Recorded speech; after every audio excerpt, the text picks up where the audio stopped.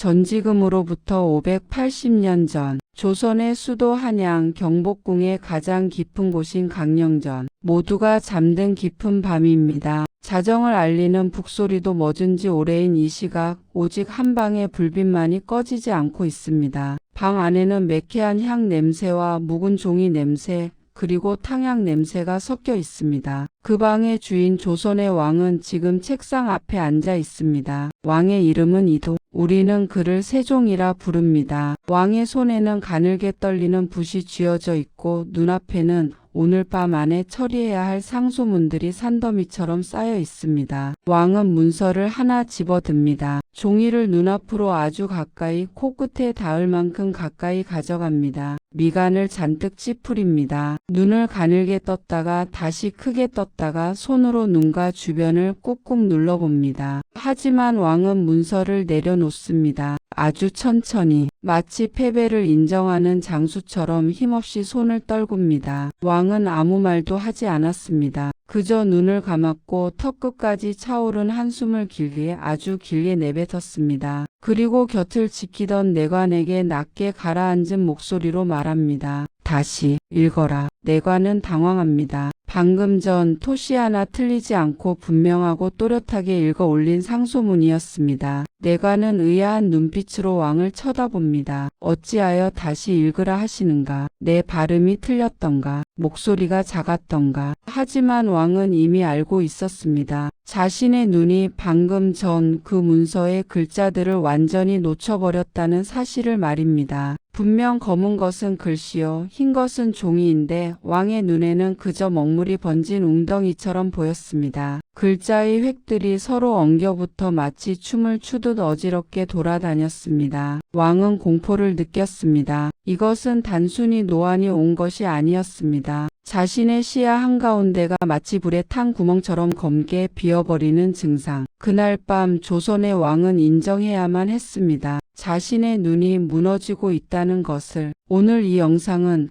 우리가 위인전에서 보았던 찬란하고 완벽한 세종대왕의 이야기가 아닙니다. 매일 밤 눈이 타들어가는 고통 속에서도 멈추지 못했던 한 인간의 처절한 투병기입니다. 그리고 그 지독한 육체의 고통이 어떻게 인류 역사상 가장 위대한 문자라는 꽃을 피워냈는지, 그 고통과 위대함의 상관관계에 대한 이야기를 지금부터 천천히 시작하려 합니다. 먼저 질문 하나를 드리겠습니다. 여러분이 아는 세종대왕은 어떤 모습입니까? 광화문 광장에 앉아 인자하게 미소 짓는 동상의 모습인가요? 아니면 10,000원짜리 지폐 속의 근엄한 얼굴인가요? 우리는 그를 대왕이라 부릅니다. 조선 500년 역사상 유일하게 대왕이라는 칭호를 받은 왕. 문물을 겸비하고 백성을 사랑하고 과학을 발전시킨 슈퍼히어로 같은 존재. 하지만 기록이 말해주는 인간 세종의 실체는 전혀 다릅니다. 조선 왕조실록. 왕들의 일거수일투족이 CCTV처럼 기록된 이 무서운 문서 안에 세종편에서 유독 지겨울 정도로 반복되는 단어가 있습니다. 안질.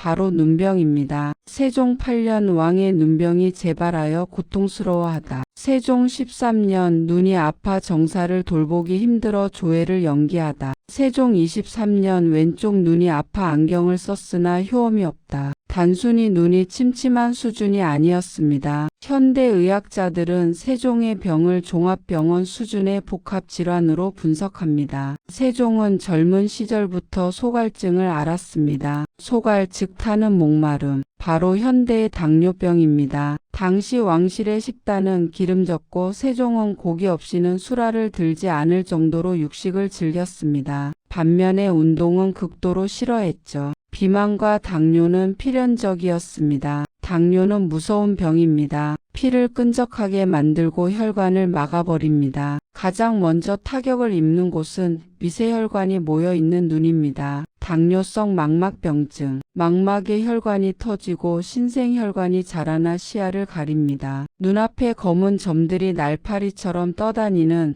비문증, 사물이 찌그러져 보이는 변시증, 그리고 빛을 보면 바늘로 찌르는 듯한 통증이 동반되는 광과민성. 상상해 보십시오. 눈을 뜨고 있는 것 자체가 고통인 상태입니다. 그런데 세종은 그 눈을 가지고 매일 수십, 수백 개의 문서를 읽어야 했습니다. 어이들은 매일같이 왕의 앞에 엎드려 울며 간청했습니다. 전하, 제발 책을 덮으시옵소서. 전하, 눈을 쉬게 하지 않으시면 영영 앞을 보지 못하게 될 것입니다. 전하, 온천에 가서 요양을 하셔야 합니다. 실제로 세종은 충청도 온양 온천 등으로 요양을 떠나기도 했습니다. 하지만 요양지에서도 그는 마차 안에서 서류를 읽었습니다. 책을 뺏으려는 신하들과 책을 읽으려는 왕의 숨바꼭질. 이것은 고집이었을까요? 아니면 중독이었을까요? 여기서 우리는 아주 중요한 질문을 던져야 합니다. 그는 왕이었습니다. 나는 눈이 아프니 오늘부터 모든 문서는 너희가 읽고 핵심만 보고하라. 이렇게 명령 한마디면 끝날 일이었습니다. 누구도 왕에게 직접 읽으셔야 합니다. 라고 강요할 수 없는 자리였습니다. 상식적으로 생각하면 아픈 사람은 쉬어야 합니다. 특히 눈이 생명인 업무라면 더더욱 위임해야 합니다. 그런데 세종은 죽을 때까지 눈이 완전히 멀어버리기 직전까지 직접 읽는 것을 포기하지 않았습니다. 왜 그랬을까요? 도대체 무엇이 그토록 두려워서 그는 핏발선 눈으로 글자를 쫓아야만 했을까요? 그 답은 조선의 차가운 정치 구조 속에 숨어 있습니다. 조선은 왕 혼자 다스리는 나라가 아니었습니다. 왕 아래에는 수백 명의 엘리트 관료 집단, 즉 사대부가 있었습니다. 그들은 명석했고 노련했으며 동시에 아주 교활할 수도 있는 정치인들이었습니다. 그들에게는 각자의 가문이 있었고 당파가 있었고 지켜야 할 이익이 있었습니다. 왕과 신하 사이에는 보이지 않는 정보의 전쟁이 매일 벌어지고 있었습니다. 만약 왕이 문서를 직접 읽지 않고 누군가가 요약해 주는 말만 듣는다면 어떤 일이 벌어질까요? 사람은 누구나 자신의 입장에서 말하기 마련입니다. 보고를 올리는 신하는 자신들에게 유리한 내용은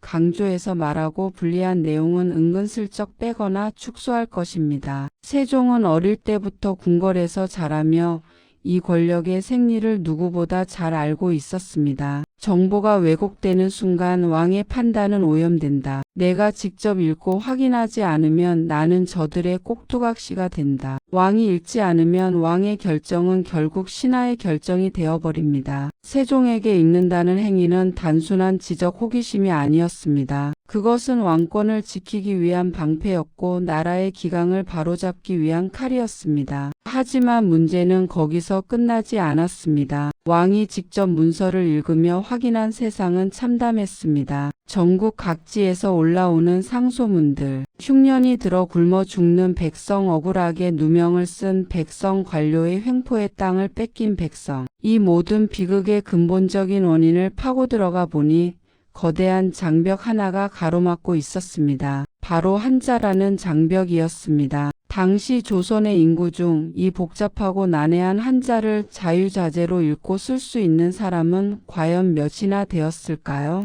역사학자들은 전체 인구의 5% 미만, 아주 극소수의 양반 계층뿐이었을 것으로 추정합니다. 나머지 95%의 백성들, 농사짓는 농부, 물건 파는 상인, 대장장이, 안악내, 노비, 이 절대 다수의 사람들은 소위 까막눈이었습니다. 이것은 단순히 글자를 모른다는 차원의 문제가 아닙니다. 법이 있어도 무슨 내용인지 알 수 없어 죄인이 됩니다. 관아에 붙은 방을 읽지 못해 혜택을 받지 못합니다. 억울한 일을 당해 관청에 호소하고 싶어도 소장을 쓸 줄 몰라 포기합니다. 돈을 주고 대피를 맡기려 해도 대피라는 자가 내용을 조작해 재산을 가로채도 알 길이 없습니다. 글자를 모른다는 것은 자신의 목소리를 낼 수 없다는 뜻이었습니다. 글자를 모른다는 것은 세상으로부터 철저히 소외된다는 뜻이었습니다. 세종은 이 구조적인 모순을 보았습니다. 그리고 자신의 눈이 점점 흐려질수록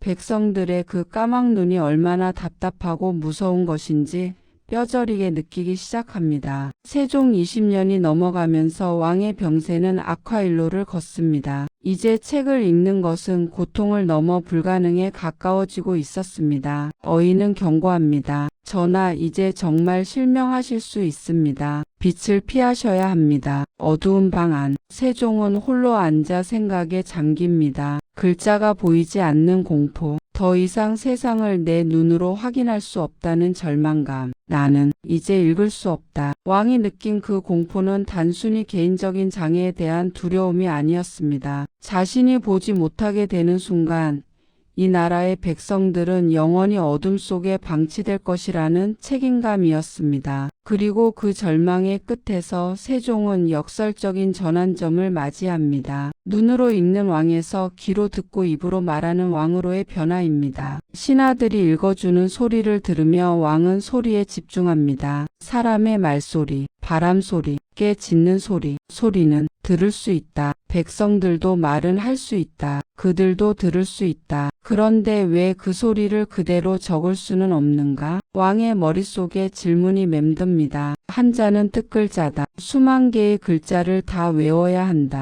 백성들은 죽었다 깨어나도 배울 수 없다. 그렇다면 소리 나는 대로 적을 수 있는 글자가 있다면, 보이는 모양이 아니라 들리는 소리를 적는 글자라면, 이때부터 세종의 위대한 그리고 은밀한 프로젝트가 시작됩니다. 세종 25년 1443년 훈민정음이 완성되기 전까지 실록에는 왕이 글자를 만들고 있다는 기록이 거의 없습니다. 철저한 비밀이었습니다. 왜 비밀이어야 했을까요? 조선의 사대부들은 자신들의 기득권인 한자를 버리는 것을 용납하지 않을 것이 뻔했기 때문입니다. 중국을 섬기는 사대주의 국가에서 독자적인 문자를 만든다는 것은 외교적인 도발이자 문명국을 포기하고 오랑캐가 되는 길이라고 그들은 믿었습니다. 세종은 외로웠습니다. 가장 믿었던 지편전 학자들에게조차 전부를 털어놓지 못했습니다. 그는 밤마다 홀로 연구했습니다. 이미 잘 보이지 않는 눈 대신 입안의 감각을 곤두세웠습니다. 거울을 들여다보며 혀를 움직여 봅니다. 혀뿌리가 목구멍을 막는 모양을 본떠 기역기역을 그립니다. 혀가 위신몸에 붙는 모양을 본떠 니은니은을 그립니다.